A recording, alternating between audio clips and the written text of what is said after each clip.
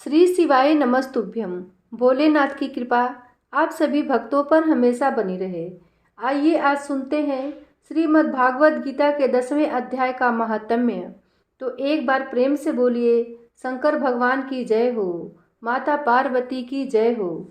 भगवान शिव कहते हैं, सुंदरी अब तुम 10वें अध्याय के महात्म्य की परम पावन कथा सुनो, जो स्वर्ग रूपी दुर्ग में जाने के लिए सुंदर सोपान और प्रभाव की चरम सीमा है। काशीपुरी में धीर बुद्धि नाम से विख्यात एक ब्राह्मण था, जो मुझ में प्रिय नंदी के समान भक्ति रखता था। वह पावन कीर्ति के अर्जन में तत्पर रहने वाला, शांत चित्त और हिंसा, कठोरता एवं दुस्साहस से दूर रहने वाला था। जितेंद्रिय होने के कारण वह निपटी मार्ग में ही स्थित रहता था। उसने वेद रूपी समुद्र का पार पा लिया था। वह संपूर्ण शास्त्रों के तात्पर्य का ज्ञाता था। उसका चित्त सदा मेरे ध्यान में संलग्न रहता था। वह मन को अंतरात्मा में लगाकर सदा आत्म तत्व का साक्षात्कार किया करता था। अतः जब वह चलने लगता, तब मैं प्रेमवश उसके पीछे पीछे दौड़ दौड़ कर उसे हाथ का सहारा देता रहता था। यह देख मेरे पार्षद भृंगी ऋषि ने पूछा, भगवान, इस प्रकार भला किसने आपका दर्शन किया होगा?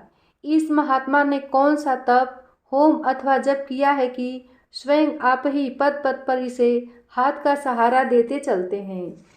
भृंगी ऋषि का यह प्रश्न सुनकर मैंने इस प्रकार उत्तर देना आरंभ किया।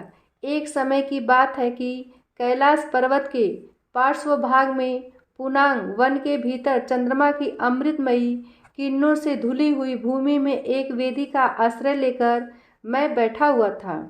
मेरे बैठने के क्षण भर बाद ही सहसा बड़े जोर की आंधी उठी। वहां के वृक्षों की शाखाएं नीचे ऊपर होकर आपस में टकराने लगी। कितनी ही टहनियां टूट टूट कर बिखर गईं। पर्वत की अविचल छाया भी हिलने लगी। इसके बाद वहां महान भयंकर शब्द हुआ, जिससे पर्वत की कंदराएं प्रतिध्वनित हो उठी। तदंतर आकाश से कोई विशाल पक्षी उतरा, जिसकी कांति काले मेघ के समान थी। वह कंजल की राशि, अंधकार के समूह अथवा पंख कटे हुए काले पर्वत सा जान पड़ता था। पैरों से पृथ्वी का सहारा लेकर उस पक्षी ने मुझे प्रणाम किया और एक सुंदर नवीन कमल मेरे चरणों में रखकर स्पष्ट वाणी में स्तुति करनी आरंभ की। पक्षी बोला, देव आपकी जय हो। आप चिदानंदमयी सुधा के सागर तथा जगत के पालक हैं। सदा सद्भावना से युक्त एवं अनासक्ति की लहरों से उल्लसित हैं। आपके वैभव का कहीं अंत नहीं है। आपके जय हो। अद्वैत वासना से परिपूर्ण बुद्धि के द्वारा आप त्रिविध मलों से रहित हैं। आप जितेंद्रिय भक्तों के अधीन रहते हैं तथा ध्यान में आपके फल स्वरूप का साक्षात्कार होता है। आप अविद्यामय, उपाधि से रहित, नित्य मुक्त, निराकार, निरामय, असीम, अहंकार शून्य, आवरण रहित और निर्गुण है।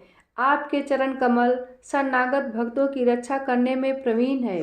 अपने भयंकर ललाट रूपी महासर्प की विष ज्वाला से आपने कामदेव को भस्म किया है।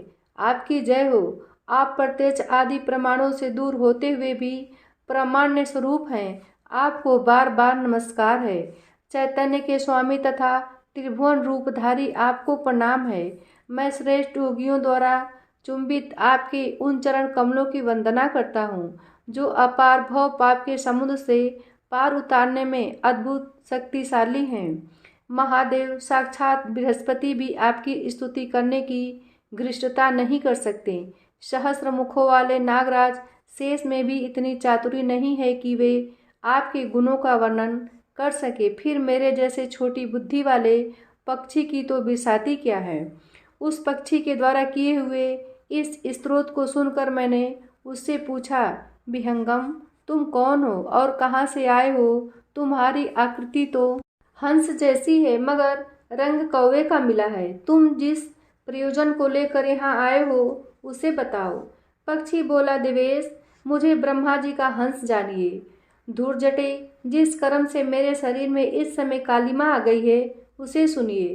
प्रभु, यद्यपि आप सर्वज्ञ हैं, अतः आपसे कोई भी बात छिपी नहीं है। तथापि यदि आप पूछते हैं तो बतलाता हूँ। सौराष्ट्र सूरत के नगर के पास एक सुंदर सरोवर है जिसमें कमल लहलाते रहते हैं। उसी में से बाल चंद्रमा के टुकड़े जैसे श्वेत मृलानों के ग्रास लेकर मैं बड़ी तीव्र गति से आकाश में उड़ रहा था। उड़ते उड़ते सहसा वहां से पृथ्वी पर गिर पड़ा। जब होश में आया और अपने गिरने का कोई कारण न देख सका तो मन ही मन सोचने लगा, अहो यह मुझ पर क्या आ पड़ा। आज मेरा पतन कैसे हो गया। पके हुए कपूर के समान मेरे श्वेत शरीर में यह कालिमा कैसे आ गई। इस प्रकार विस्मित होकर मैं अभी विचार ही कर रहा था कि उस पोखरे के कमलों में से मुझे एक ऐसी वाणी सुनाई दी, हंस उठो, मैं तुम्हारे गिरने और काले होने का कारण बताती हूँ। तब मैं उठकर सरोवर के बीच में गया और वहाँ 5 कमलों से युक्त एक सुंदर कमलिनी को देखा। उसको प्रणाम करके मैंने प्रदक्षिणा की और अपने पतन का सारा कारण पूछा। कमलिनी बोली, कलहंस, तुम आकाश मार्ग से मुझे लांघ कर गए हो। उसी पातक के परिणामवश तुम्हें पृथ्वी पर गिरना पड़ा है तथा उसी के कारण तुम्हारे शरीर में कालिमा दिखाई देती है। तुम्हें गिरा देख मेरे हृदय में दया भर आई और जब मैं इस मध्यम कमल के द्वारा बोलने लगी हूँ उस समय मेरे मुख से निकली हुई सुगंध को सूंघकर 60,000 भंवरे स्वर्ग लोक को प्राप्त हो गए हैं। पक्षीराज, जिस कारण मुझ में इतना वैभव ऐसा प्रभाव आया है उसे बतलाती हूँ, सुनो। इस जन्म से पहले तीसरे जन्म में मैं इस पृथ्वी पर एक ब्राह्मण की कन्या के रूप में उत्पन्न हुई थी। उस समय मेरा नाम सरोज वंदना था। मैं गुरुजनों की सेवा करती हुई सदा एकमात्र पतिव्रत पालन में तत्पर रहती थी। एक दिन की बात है, मैं एक मैना को पढ़ा रही थी। इससे पति सेवा में कुछ विलंब हो गया। इससे पति देवता कुपित हो गए और उन्होंने शाप दिया, पापिनी तू मैना हो जा। मरने के बाद यद्यपि मैं मैना ही हुई तथापि पातिव्रत्य के प्रसाद से मुनियों के ही घर में मुझे आश्रय मिला। किसी मुनि कन्या ने मेरा पालन पोषण किया। मैं जिनके घर में थी वे ब्राह्मण प्रतिदिन प्रातःकाल विभूति योग नाम से प्रसिद्ध गीता के 10वें अध्याय का पाठ करते थे और मैं उस पापहारी अध्याय को सुना करती थी। विहंगम काल आने पर मैं मैना का शरीर छोड़कर 10वें अध्याय के महात्म्य से स्वर्गलोक में अप्सरा हुई। मेरा नाम पद्मावती हुआ और मैं पद्मा की प्यारी सखी हो गई। एक दिन मैं विमान से आकाश में विचर रही थी। उस समय सुंदर कमलों से सुशोभित इस रमणीय सरोवर पर मेरी दृष्टि पड़ी और इसमें उतरकर ज्यों ही मैंने जल क्रीड़ा आरंभ की त्यों ही दुर्वासा मुनि आ धमके। उन्होंने वस्त्रहीन अवस्था में मुझे देख लिया। उनके भय से मैंने स्वयं ही एक कमलिनी का रूप धारण कर लिया। मेरे दोनों पैर 2 कमल हुए, दोनों हाथ भी 2 कमल हो गए और शेष अंगों के साथ मेरा मुख भी एक कमल हुआ। इस प्रकार मैं 5 कमलों से युक्त हुई। मुनिवर दुर्वासा ने मुझे देखा। उनके नेत्र क्रोधा अग्नि से जल रहे थे। वे बोले, पापनी तू इसी रूप में 100 वर्षों तक पड़ी रह। यह शाप देकर वे क्षण भर में अंतर्ध्यान हो गए। कमलिनी होने पर भी विभूति योगा अध्याय के महात्म्य से मेरी वाणी लुप्त नहीं हुई है। मुझे लागने के मात्र से अपराध से तुम पृथ्वी पर गिरे हो। पक्षीराज, यहाँ खड़े हुए तुम्हारे सामने ही आज मेरे शाप की निवृत्ति हो रही है, क्योंकि आज 100 वर्ष पूरे हो गए हैं। मेरे द्वारा गाए जाते हुए उस उत्तम अध्याय को तुम भी सुन लो। उसके श्रवण मात्र से तुम भी आज ही मुक्त हो जाओगे। यूँ कहकर पद्मिनी ने स्पष्ट एवं सुंदर वाणी में 10वें अध्याय का पाठ किया और वह मुक्त हो गई। उसे सुनने के बाद उसी के दिए हुए इस उत्तम कमल को लाकर मैंने आपको अर्पण किया है। इतनी कथा सुनाकर उस पक्षी ने अपना शरीर त्याग दिया। यह एक अद्भुत सी घटना हुई। वही पक्षी अब 10वें अध्याय के प्रभाव से ब्राह्मण कुल में उत्पन्न हुआ है। जन्म से ही अभ्यास होने के कारण शैशवा अवस्था से ही इसके मुख से सदा गीता के 10वें अध्याय का उच्चारण हुआ करता है। 10वें अध्याय के अर्थ चिंतन का यह परिणाम हुआ है कि यह सब भूतों में स्थित शंख चक्रधारी भगवान विष्णु का सदा ही दर्शन करता रहता है। इसकी स्नेहपूर्ण दृष्टि जब कभी किसी देहधारी शरीर पर पड़ जाती है तब वह चाहे शराबी और ब्रह्म हत्यारा ही क्यों न हो, मुक्त हो जाता है तथा पूर्व जन्म में अभ्यास किए हुए 10वें अध्याय के महात्म्य से इसको दुर्लभ तत्व ज्ञान प्राप्त है तथा इसे जीवन मुक्ति भी पा ली है। अतः जब यह रास्ता चलने लगता है तो मैं इसे हाथ का सहारा दिए रहता हूँ। भृंगिरिटे, यह सब 10वें अध्याय की ही महामहिमा है। पार्वती, इस प्रकार मैंने भृंगिरिटी के सामने जो पापनाशक कथा कही थी वही यहाँ तुमसे भी कही है। नर हो या नारी अथवा कोई भी क्यों न हो, इस 10वें अध्याय के श्रवण मात्र से उसे सब आश्रमों के पालन का फल प्राप्त होता है। अब सुनते हैं श्रीमद् भागवत गीता के 10वें अध्याय की कथा। ओम श्री परमात्मने नमः।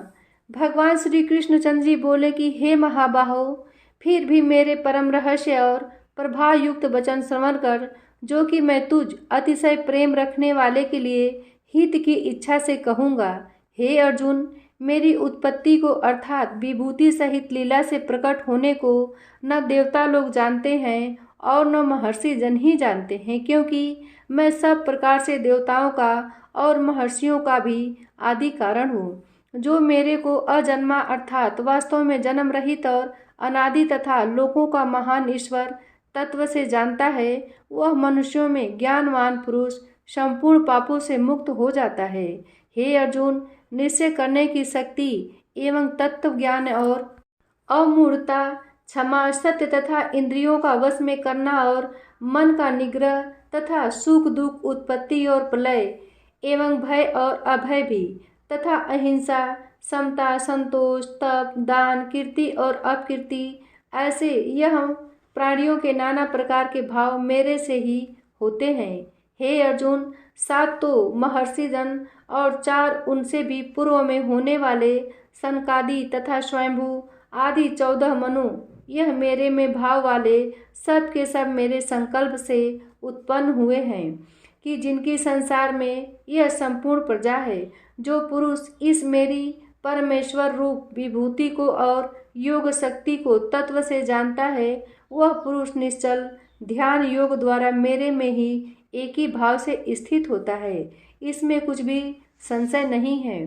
मैं वासुदेव ही संपूर्ण जगत की उत्पत्ति का कारण हूँ और मेरे से ही सब जगत चेष्टा करता है। इस प्रकार तत्व से समझकर श्रद्धा और भक्ति से युक्त हुए बुद्धिमान भक्तजन मुझ परमेश्वर को ही निरंतर भजते हैं। वे निरंतर मेरे में मन लगाने वाले और मेरे में ही प्राणों को अर्पण करने वाले भक्तजन सदा ही मेरी भक्ति की चर्चा के द्वारा आपस में मेरे प्रभाव को जानते हुए तथा गुण और प्रभाव सहित मेरा कथन करते हुए ही संतुष्ट होते हैं और मुझ वासुदेव में ही निरंतर रमन करते हैं। उन निरंतर मेरे ध्यान में लगे हुए और प्रेम पूर्वक भजने वाले भक्तों को मैं वह तत्व ज्ञान रूप योग देता हूँ कि जिसे वे मेरे को ही प्राप्त होते हैं। हे अर्जुन, उनके ऊपर अनुग्रह करने के लिए ही मैं स्वयं उनके अंतःकरण में एक ही भाव से स्थित हुआ अज्ञान से उत्पन्न हुए अंधकार को प्रकाशमय तत्व ज्ञान रूप दीपक द्वारा नष्ट करता हूँ। इस प्रकार भगवान के वचनों को सुनकर अर्जुन बोले, हे भगवान, आप परम ब्रह्म और परम धाम एवं परम पवित्र हैं, क्योंकि आपको सब ऋषिजन सनातन दिव्य पुरुष एवं देवों का भी आदि देव अजन्मा और सर्वव्यापी कहते हैं। वैसे ही देवर्षि नारद तथा असित और देवल ऋषि तथा महर्षि व्यास और स्वयं आप भी मेरे प्रति कहते हैं। हे केशव, जो कुछ भी मेरे प्रति आप कहते हैं, इस समस्त को मैं सत्य मानता हूँ। हे भगवान, आपकी लीलामय स्वरूप को न दानव जानते हैं और न देवता ही जानते हैं।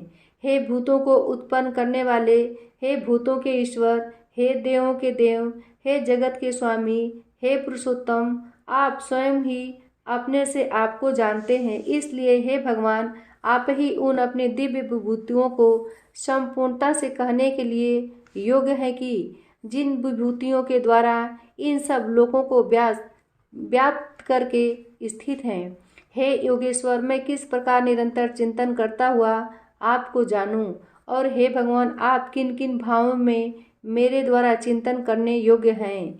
हे जनार्दन, अपनी योग शक्ति को और परम आश्चर्य रूप विभूति को फिर भी विस्तार पूर्वक कहिए, क्योंकि आपके अमृतमय वचनों को सुनते हुए मेरी तृप्ति नहीं होती, अर्थात सुनने की उत्कंठा बनी ही रहती है। इस प्रकार अर्जुन के पूछने पर श्री कृष्ण भगवान बोले कि हे कुरुश्रेष्ठ, अब मैं तेरे लिए अपने दिव्य विभूतियों को प्रधानता से कहूँगा, क्योंकि मेरे विस्तार का अंत नहीं है। हे अर्जुन, मैं सब भूतों के हृदय में स्थित सबका आत्मा हूँ तथा संपूर्ण भूतों का आदि, मध्य और अंत भी मैं ही हूँ। हे अर्जुन, मैं अदिति के 12 पुत्रों में विष्णु अर्थात वामन अवतार और ज्योतिषियों में किरणों वाला सूर्य हूँ तथा मैं 49 वायु देवताओं में मरीचि नामक वायु देवता और नक्षत्रों में नक्षत्रों का अधिपति चंद्रमा हूँ। मैं वेदों में सामवेद हूँ, देवों में इंद्र हूँ और इंद्रियों में मन हूँ। भूत प्राणियों में चेतनता अर्थात ज्ञान शक्ति हूँ। मैं 11 रुद्रों में शंकर हूँ और यक्ष तथा राक्षसों में धन का स्वामी कुबेर हूँ। और मैं 8 वसुओं में अग्नि हूँ तथा शिखर वाले पर्वतों में सुमेरु पर्वत हूँ। पुरोहितों में मुख्य अर्थात देवताओं का पुरोहित बृहस्पति मेरे को जान तथा हे पार्थ, मैं सेनापतियों में स्वामी कार्तिक तथा जलाशयों में समुद्र हूँ।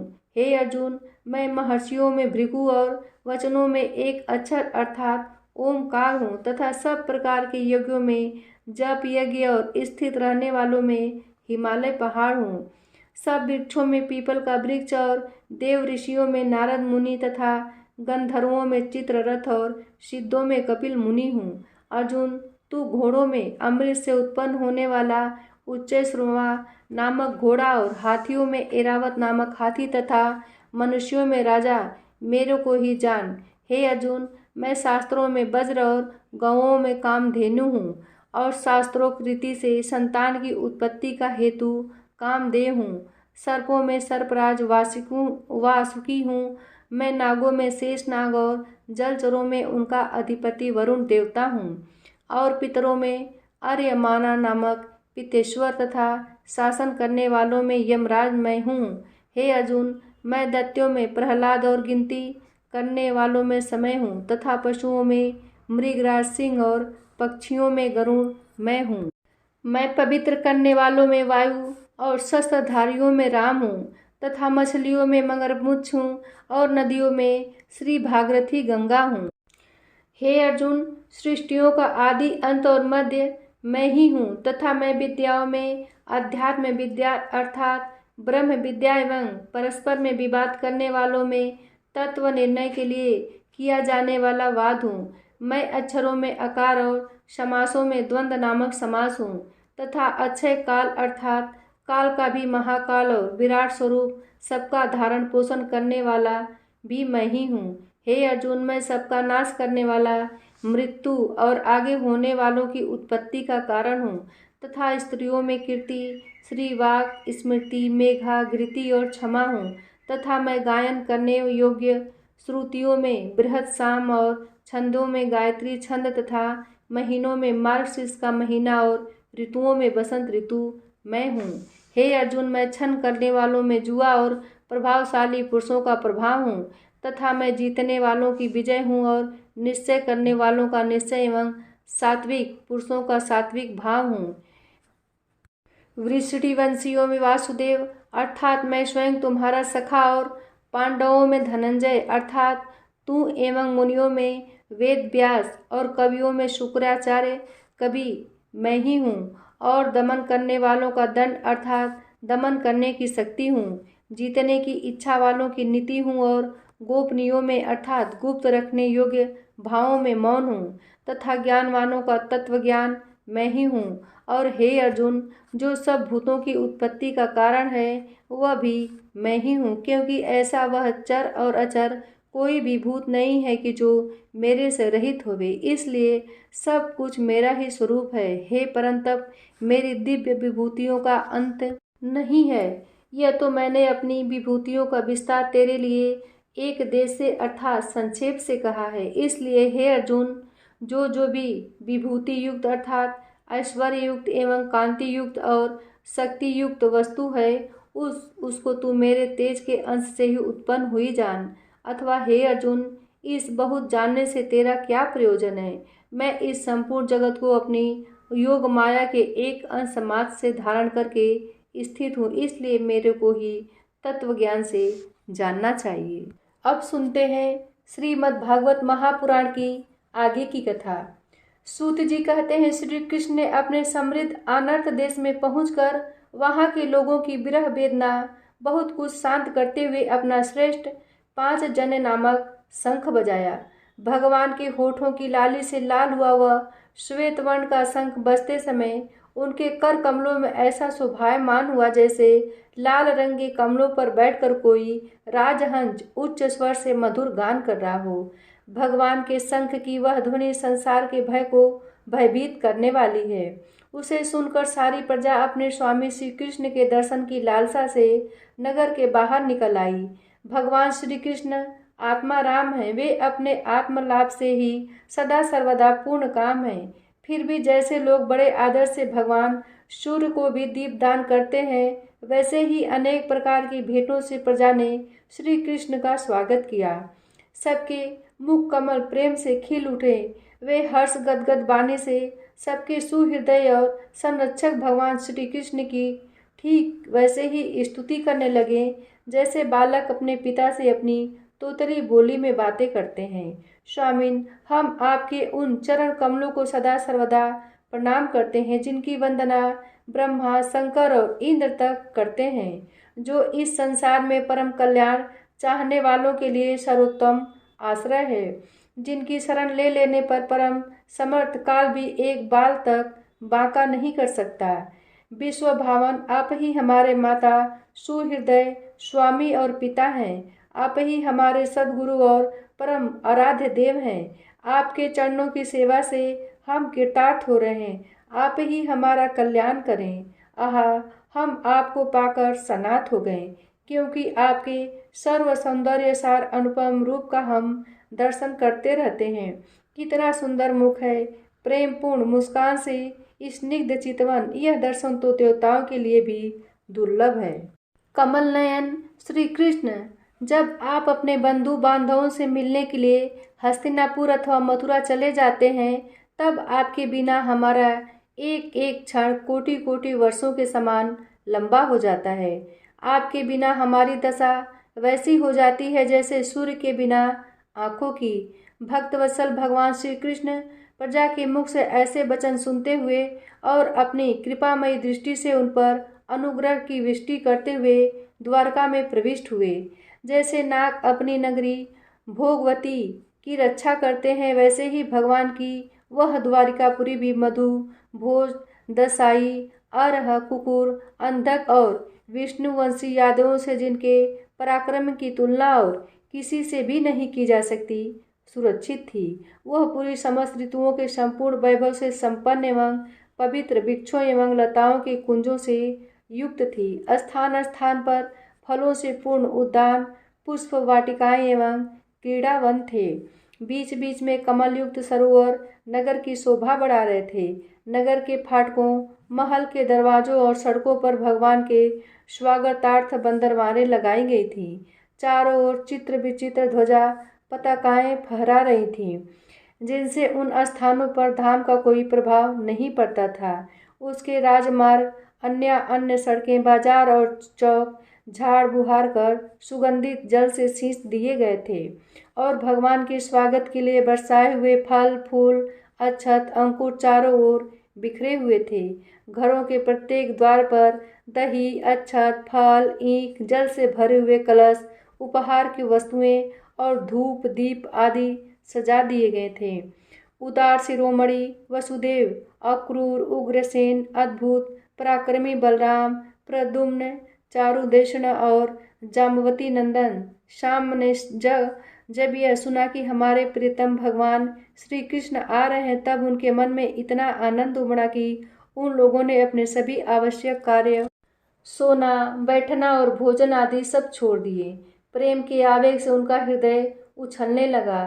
वे मंगल शगुन के लिए एक गजराज को आगे करके स्वस्तन पाठ करते हुए और मांगलिक सामग्रियों से सुसज्जित ब्राह्मणों को साथ लेकर चले। शंख और तुरही आदि बाजे बजने लगे और वेद ध्वनि होने लगी। वे सब हर्षित होकर रथों पर सवार हुए और बड़ी आदर बुद्धि से भगवान की आगवानी करने चले। साथ ही भगवान श्री कृष्ण के दर्शन के उत्सुक सैकड़ों श्रेष्ठ वीरांगनाएं, जिनके मुख कपोलों पर चमचमाते हुए कुंडलों की कांति पड़ने से बड़े सुंदर दिखते थे, पालकियों पर चढ़कर भगवान की आगवानी के लिए चली। बहुत से नट नाचने वाले, गाने वाले, विरत बखान करने वाले, सूद मागध और बंदीजन भगवान श्री कृष्ण के अद्भुत चरित्रों का गायन करते हुए चले। भगवान श्री कृष्ण ने बंधु बांधवों, नागरिकों और सेवकों से उनकी योग्यता के अनुसार अलग अलग मिलकर सबका सम्मान किया। किसी को सिर झुकाकर प्रणाम किया, किसी को वाणी से अभिवादन किया, किसी को हृदय से लगाया, किसी के हाथ मिलाया, किसी की ओर देखकर मुस्कुरा भर दिया और किसी को केवल प्रेम भरी दृष्टि से देख लिया। जिसकी जो इच्छा थी उसे वही वरदान दिया। इस प्रकार चांडाल पर्यंत सबको संतुष्ट करके गुरुजन सपत्नीक ब्राह्मण और वृद्धों का तथा दूसरे लोगों का भी आशीर्वाद ग्रहण करते एवं बंदीजनों से बिरुदावली सुनते हुए सबके साथ भगवान श्री कृष्ण ने नगर में प्रवेश किया। शौनक जी, जिस समय भगवान राजमार्ग से जा रहे थे उस समय द्वारका की कुल कामनियां भगवान के दर्शन को ही परमानंद मानकर अपनी अपनी अटारियों पर चढ़ गईं। भगवान का वक्षस्थल मूर्तिमान सौंदर्य लक्ष्मी का निवास स्थान है। उनका मिखार बिंद नेत्रों के द्वारा पान करने के लिए सौंदर्य सुधा से भरा हुआ पात्र है। उनकी भुजाएं लोकपालों को भी शक्ति देने वाली हैं। उनके चरण कमल भक्त परमहंसों के आश्रय हैं। उनके अंग अंग शोभा के धाम हैं। भगवान की इस छवि को द्वारकावासी नित्य निरंतर निहारते रहते हैं, फिर भी उनकी आंखें एक क्षण के लिए भी तृप्त नहीं होती। द्वारका के राजपथ पर भगवान श्री कृष्ण के ऊपर श्वेत वर्ण का छत्र तना हुआ था। श्वेत चंवर डुलाए जा रहे थे। चारों ओर से पुष्पों की वर्षा हो रही थी। वे पीताम्बर और वनमाला धारण किए हुए थे। इस समय वे ऐसे शोभायमान हुए मानो श्याम मेघ एक ही साथ सूर्य, चंद्रमा, इंद्रधनुष और बिजली से शोभायमान हो। भगवान सबसे पहले अपने माता पिता के महल में गए। वहां उन्होंने बड़े आदर से आनंद से देवकी आदि सातों माताओं को चरणों पर सिर रखकर प्रणाम किया और माताओं ने उन्हें अपने हृदय से लगाकर गोद में बैठा लिया। स्नेह के कारण उनके स्तनों से दूध की धारा बहने लगी। उनका हृदय हर्ष से विह्वल हो गया और वे आनंद के आंसुओं से उनका अभिषेक करने लगीं। माताओं से आज्ञा लेकर वे अपने समस्त भोग सामग्रियों से संपन्न सर्वश्रेष्ठ भवन में गए। उसमें 16,000 पत्नियों के अलग अलग महल थे। अपने प्राणनाथ भगवान श्री कृष्ण को बहुत दिन बाहर रहने के बाद घर आया देखकर रानियों के हृदय में बड़ा आनंद हुआ। उन्हें अपने निकट देखकर वे एकाएक ध्यान छोड़कर उठ खड़ी हुईं। उन्होंने केवल आसन को ही नहीं बल्कि उन नियमों को भी त्याग दिया जिन्हें उन्होंने पिता के प्रवासी होने पर ग्रहण किया था। उस समय उनके मुख और नेत्रों में लज्जा छा गई। भगवान के प्रति उनका भाव बड़ा ही गंभीर था। उन्होंने पहले मन ही मन, फिर नेत्रों के द्वारा और तत्पश्चात पुत्रों के बहाने से शरीर से उनका आलिंगन किया। शौनक जी, उस समय उनके नेत्रों में जो प्रेम के आंसू छलक आए थे उन्हें संकोचवश उन्होंने बहुत रोका, फिर भी विवशता के कारण वे ढलक ही गए। यद्यपि भगवान श्री कृष्ण एकांत में सर्वदा ही उनके पास रहते थे, तथापि उनके चरण कमल उन्हें पद पद पर नए नए जान पड़ते। भला स्वभाव से ही चंचल लक्ष्मी, जिन्हें एक क्षण के लिए भी कहीं नहीं छोड़ती, उनकी सन्निधि से किसी स्त्री की तृप्ति हो सकती है? जैसे वायु बांसों के संघर्ष से दावानल पैदा करके उन्हें जला देता है, वैसे ही पृथ्वी के भारभूत और शक्तिशाली राजाओं में परस्पर फूट डालकर बिना शस्त्र ग्रहण किए ही भगवान श्री कृष्ण ने उन्हें कई अछौड़ी सेना सहित एक दूसरे से मरवा डाला और उसके बाद आप ही उपराम हो गए। साक्षात परमेश्वर ही अपनी लीला से इस मनुष्य लोक में अवतीर्ण हुए थे और सहस्रों रमणी रत्नों में रहकर उन्होंने साधारण मनुष्य की तरह क्रीड़ा की, जिनकी निर्मल और मधुर हंसी उनके हृदय के उन्मुक्त भावों को सूचित करने वाली थी, जिनकी लजीली चितवन की चोट से बेसुध होकर विश्व विजयी कामदेव ने भी अपने धनुष का परित्याग कर दिया था। वे कमनीय कामनियाँ अपने काम विलासों से जिनके मन में तनिक भी क्षोभ नहीं पैदा कर सकी, उन असंग भगवान श्री कृष्ण को संसार के लोग अपने ही समान कर्म करते देखकर आसक्त मनुष्य समझते हैं। यह उनकी मूर्खता है। यही तो भगवान की भगवत्ता है कि वे प्रकृति में स्थित होकर भी उसके गुणों से कभी लिप्त नहीं होते। जैसे भगवान की शरणागत बुद्धि अपने में रहने वाले प्राकृत गुणों से भी लिप्त नहीं होती। वे मूढ़ स्त्रियां थी। श्री कृष्ण को अपना एकांत से भी स्त्री परायण भक्त ही समझ बैठी थी, क्योंकि वे अपने स्वामी के ऐश्वर्य को नहीं जानती थी। ठीक वैसे ही जैसे अहंकार की वृत्तियां ईश्वर को अपने धर्म से युक्त मानती हैं। आज की कथा यही समाप्त होती है। आगे की कथा अगली वीडियो में। तब तक के लिए जय श्री कृष्णा, जय श्री राधे।